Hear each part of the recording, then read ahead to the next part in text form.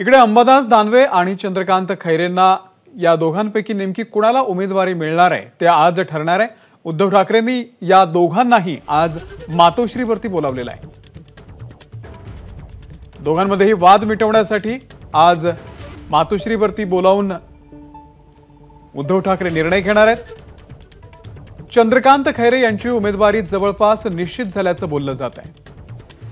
वैभव परब आपल्याला या संदर्भातले अपडेट देतील। वैभव, गेल्या काही दिवसांपासून आपण जर पाहिलं असेल तर संभाजीनगरमध्ये चंद्रकांत खैरे यांचं नाव प्रामुख्याने पुढे येत आहे आणि अशा परिस्थितीमध्ये अंबादास दानवे यांनी देखील आपल्याला ही जागा मिळावी यासाठी मोर्चे बांधणी केलेली आहे, विविध उपक्रम राबवलेले आहेत आणि आता जवळपास हे निश्चित झालेलं आहे की चंद्रकांत खैरे ते एक जुने शिवसैनिक असल्यामुळे त्यांच्या गळ्यात ही माळ पडण्याची शक्यता आहे आणि अशा परिस्थितीमध्ये अंबादास दानवे यांची भूमिका देखील महत्वाची असणार आहे। कारण का जर खैरेंना तिकीट दिलं आणि उद्या अंबादास दानवे यांनी पक्षाचं काम केलं नाही तर नक्कीच याचा पक्षाला फटका बसू शकतो।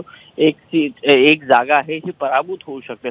मग अशा परिस्थितीत काय करायचं तर दोघांमध्येही सामंजस्य घडवून आणण्याचं काम आहे ते उद्धव ठाकरे करता आहेत आणि म्हणूनच दोघांनाही 11:30 वाजता मातोश्रीवर बोलावलेलं आहे। याआधी देखील अशा गाठीभेटी आहेत ते उद्धव ठाकरे यांच्या माध्यमातून झालेल्या आहेत। दोघांचीही मनधरणी करण्याचे प्रयत्न आहेत ते झालेले आहेत। त्यामुळे आता उद्धव ठाकरे नेमकं कोणाला कानमंत्र देत आहेत आणि काय कानमंत्र देत आहेत हे देखील तितकंच महत्वाचं असेल, जेणेकरून याचा पक्षाला कुठलाही तोटा होणार नाही या अनुषंगाने ही बैठक आहे। निश्चित अपडेट घेत राहू वैभव, धन्यवाद दिलेल्या माहितीबद्दल। एबीपी माझा, उघडा डोळे बघा नीट।